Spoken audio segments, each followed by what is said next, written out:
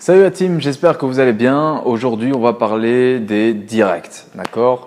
Donc, le jab et le cross, d'accord? Donc, le jab pour le coup avant et le cross pour le coup arrière.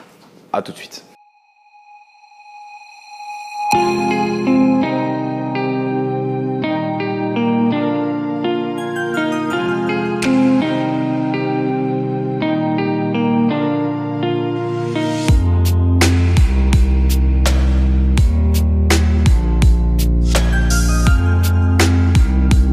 Alors, juste avant de commencer cette vidéo, on va parler de quelque chose de très important qui est la puissance. Alors, pourquoi la puissance? Parce que vous devez comprendre que chaque coup que vous devez envoyer doit être puissant. La puissance, c'est une combinaison de deux choses. C'est une combinaison de force et vitesse. La force, c'est tout l'ancrage que vous allez avoir. Et la vitesse, c'est tout le relâchement, d'accord, principalement de vos hanches, de vos pivots, en tout cas pour le direct arrière, et de vos bras. Pourquoi? Parce que vous allez avoir du relâchement. Donc ça, c'est très très important à comprendre. Mais d'abord, on va commencer par parler de l'ancrage. Donc on va revenir sur le positionnement. Rappelez-vous, sur le positionnement, on avait parlé de stabilité. Donc la stabilité est très très importante. La stabilité, pour avoir encore plus de stabilité, vous allez penser que vous devez mettre du poids, tout le poids de votre corps sur vos appuis. D'accord? Ça, c'est la première des choses. La deuxième des choses, on avait parlé d'ancrage. L'ancrage, imaginez que vos pieds sont cloués dans le sol et que vous poussez avec vos pieds dans votre sol. Imaginez que vous faites une presse ici avec vos jambes, d'accord, pour renforcer vos quadriceps et vos ischios. Eh bien, c'est également la même sensation. Je vais penser à pousser les pieds dans mon sol, mettre le poids sur mes appuis et garder cet ancrage, d'accord? Donc, l'idée d'être cloué au sol. Donc, pourquoi? Parce que vous allez engager toute la chaîne basse de votre corps. Vous allez engager les mollets, les quadriceps, les ischios, les fessiers, la ceinture abdominale profonde en gardant le nombril rentré. Rappelez-vous sur le positionnement, on avait parlé de la bascule vers l'avant. Donc le transverse va être engagé et donc c'est quasiment toute la chaîne musculaire engagée. Si vous avez pratiquement toute la chaîne musculaire engagée, dites-vous que l'impact de vos coups va faire mal. Donc ça, c'est très très important. On commence toujours par l'ancrage, le poids sur vos appuis. La deuxième des choses, on va venir sur le travail des hanches, donc principalement ici pour le jab. On va commencer par le jab. Tout va démarrer avec les hanches. On va parler de ça tout de suite.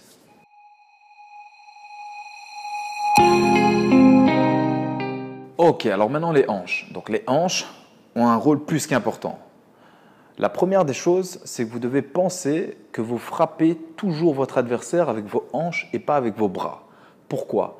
Parce qu'en pensant que vous allez frapper avec vos hanches, eh bien vous allez simplement laisser votre bras suivre. D'accord? Il va simplement aller dans la direction de vos hanches. Et ça, c'est très très important de comprendre que le bras doit être de 1, totalement relâché et de 2, il doit simplement suivre la direction de vos hanches. C'est votre hanche qui va envoyer le coup.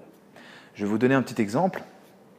Imaginez que vous avez un élastique, vous tirez sur cet élastique. Au moment où vous tirez sur cet élastique, vous engagez de la force. La force, on a parlé de la force sur l'ancrage, d'accord? Donc toute la chaîne pratiquement engagée, le poids sur vos appuis. Ensuite, le moment où vous allez lâcher votre élastique, eh bien c'est votre hanche que vous allez lâcher. Et puis l'élastique va s'envoler, et bien là, imaginez que c'est votre bras qui s'envole. D'accord?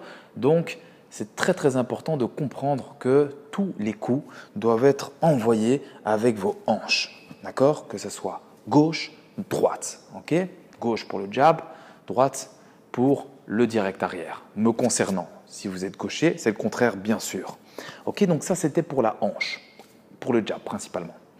Maintenant, on va parler du bras. D'accord? Donc on va un peu plus détailler le placement de votre bras, l'alignement de votre bras, la rotation de votre poignet, d'accord? Et bien entendu, les petits détails qui vont avec. A tout de suite pour le jab.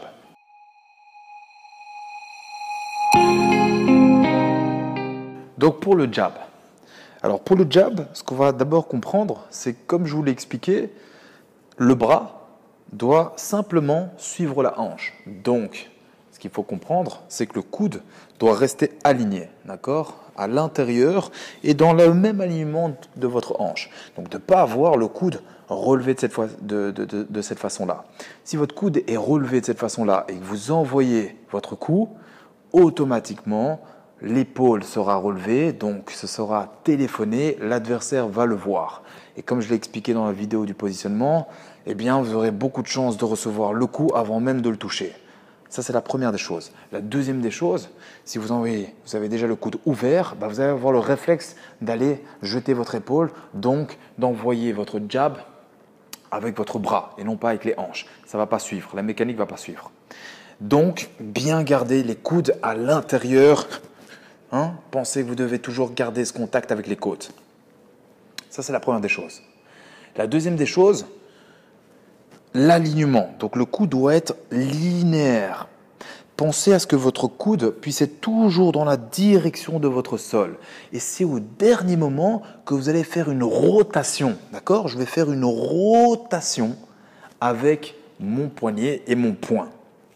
Au départ, je commence toujours avec une main relâchée pour avoir justement le relâchement dont on a parlé. Et à la fin, au dernier moment, je vais verrouiller mon poing, d'accord, de façon avec de la force, avec de l'impact. D'accord, quand vous verrouillez votre poing, imaginez que vous serrez quelque chose de très fort pour que vous puissiez avoir aussi les muscles de l'avant-bras qui puissent être engagés. Le petit détail maintenant au niveau du poing, pensez toujours à avoir le poignet cassé vers l'intérieur. Très important. Pourquoi ? Parce qu'en ayant le poignet cassé vers l'intérieur, eh bien vous aurez la tête de vos métacarpes qui seront en évidence. Et vous devez comprendre que chaque coup envoyé, c'est avec ces têtes-là que vous devez frapper. Et pas avec vos phalanges. Si vous frappez avec vos phalanges, vous aurez beaucoup de chances de casser vos doigts. Deuxième chose, de ne pas avoir le poignet cassé à l'extérieur. Même chose, donc là c'est encore pire. Dangereux pour le poignet et dangereux pour vos phalanges. Donc ayez l'habitude de déjà casser vos poignets vers l'intérieur de cette façon-là avant même d'envoyer vos coups. Ça c'était donc pour l'alignement. Donc le coup part de façon linéaire, le coup dirigé vers le sol. Ensuite je fais verrouiller mon poing en faisant une rotation, d'accord ? Et mon poignet cassé légèrement vers l'intérieur. À chaque fois que vous envoyez un coup, pensez à vous protéger avec l'autre gant. Et là, vous imaginez de vous envoyer un autocoup. Moi, c'est un système qui marche assez bien chez moi, c'est que je vais toujours penser à m'envoyer un autocoup. Comme ça, j'ai toujours le bon réflexe de mettre ma garde à chaque coup envoyé. Donc, ça peut être une petite astuce pour vous aider. Dernière chose encore, le menton baissé. Donc, rappelez-vous sur ma vidéo que j'ai fait en trucs et astuces, j'ai placé une balle de tennis en dessous de mon menton, ce qui m'a permis de maintenir cette balle, donc de garder toujours le menton rentré. Et au moment où vous allez envoyer votre direct gauche, eh bien l'épaule va naturellement protéger votre menton, d'accord ? Il va naturellement protéger mon menton ici. Tout en ayant bien sûr une allonge complète de votre bras. Ça, c'est très important aussi. C'est pour ça, n'hésitez pas à faire des exercices de mobilité au niveau de vos épaules et même de souplesse, d'accord ? Pour avoir une bonne allonge. L'allonge est très importante car ça vous permettra de toucher votre adversaire même en distance. Donc, avec vos hanches et l'allonge de votre bras, vous serez amené à avoir beaucoup plus de facilité à toucher votre adversaire en distance. Donc, c'est très important aussi. Okay ? Donc, le menton baissé, l'épaule protège naturellement et ce n'est pas moi qui ai relevé l'épaule pour protéger mon menton. Non, j'ai baissé mon menton, j'ai relâché mon épaule et naturellement, l'épaule va protéger mon menton. Okay ? Donc, ça, c'était pour le jab. Maintenant, on va parler du cross, donc le direct arrière. À tout de suite.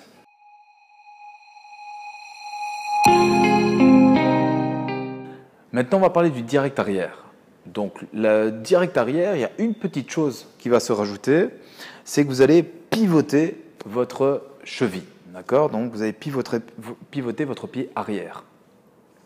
En pivotant votre pied arrière, naturellement, vous n'allez plus penser à votre hanche parce que la hanche va suivre de façon naturelle. Ce que vous devez penser, par contre, c'est qu'au moment où vous allez pivotez votre pied, pensez à écraser quelque chose. Mais quand vous écrasez quelque chose, pensez à écraser quelque chose de dur, d'accord? Donc, ayez la sensation, à nouveau, de mettre le poids, tout le poids de votre corps, d'accord, lors de l'écrasement. Ok, je mets du poids.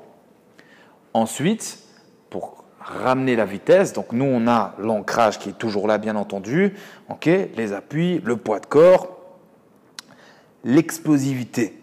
Mettez de la vitesse, d'accord? Donc je vais écraser de façon rapide, bien entendu, en mettant tout le poids de mon corps. Ok? Le coude reste aligné de la même façon que votre jab vers l'intérieur, ce qui vous permettra de protéger votre foie. Dès que le coude est bien aligné, eh bien naturellement le bras va simplement suivre, d'accord, la direction de vos hanches et pas le contraire, d'accord? C'est la hanche qui va envoyer votre bras et pas le bras et la hanche en même temps. Non, c'est la hanche qui envoie le bras, donc le direct arrière. Même chose, hein, donc j'avais parlé du pied, bien entendu ici c'est le pied, hanche qui envoie le bras parce que je pivote.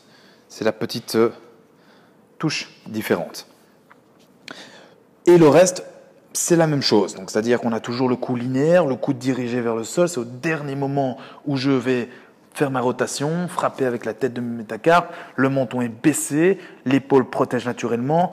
Je protège de l'autre côté et je regarde au-dessus de l'horizon. D'accord? Et donc, je pense toujours avoir mes appuis. Très, très important. Le poids de corps sur mes appuis. Donc, l'ancrage. Ça va? Donc, ça, c'est pour le direct arrière. La chose qui s'était rajoutée, c'est le pivot de votre pied. Maintenant, on va terminer avec le transfert de poids, le flux d'énergie, donc de bas en haut, la mécanique du mouvement. Ok, pour bien conclure cette vidéo. À tout de suite.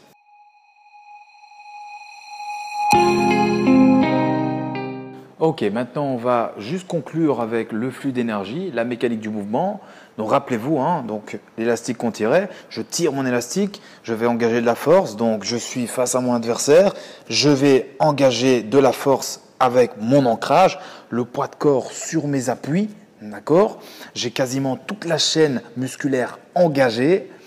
Ensuite, je vais démarrer avec les hanches. Donc l'élastique que je lâche, c'est les hanches que je vais lâcher, d'accord? Donc je vais faire ma rotation de hanche et au dernier moment, le coup va être envoyé. Donc ici pour le direct de gauche, d'accord? Donc ça part d'en bas ici, hop, et ça remonte, ok? Le flux d'énergie passe de bas et remonte.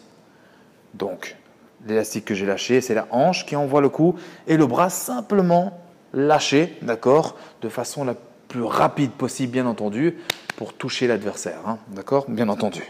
À chaque fois, je vais établir mon autocoup, baisser le menton, le regard au-dessus de l'horizon, d'accord, et bien fermer le poing au dernier moment, hein, pour avoir beaucoup d'impact. Même chose pour le direct arrière, ok, je vais ici chercher, je suis face à mon adversaire, hop, je vais chercher donc mon appui, mon ancrage, dès que je l'ai, le poids sur mes appuis, la hanche, je vais l'envoyer, donc là c'est la hanche et le pivot, donc là même ne pensez même pas à votre hanche, pivotez simplement votre pied, d'accord, pensez à votre pied, donc je vais faire ma rotation ici, je pivote de façon explosive, rapide, en mettant le poids, d'accord, imaginez écraser quelque chose. Et quand vous écrasez quelque chose, pensez à écraser avec ici la base de votre orteil. C'est les métatarses, d'accord? Pas vos orteils. Hein. Vous aurez moins de puissance, moins d'impact, d'accord? Donc ici, moins d'ancrage. Donc c'est vraiment ici, hein, que ça se passe. Hein. Vraiment, les métatarses, c'est la base de vos orteils. Pensez à écraser avec ceci. Et au dernier moment, le bras va se lâcher. Ok, vous verrouillez votre poignet à l'intérieur et vous tournez votre poignet. Le regard toujours au-dessus de l'horizon. Ça va? Donc ça, c'était donc pour le flux d'énergie, de bas en haut. Maintenant, on va parler du transfert de poids.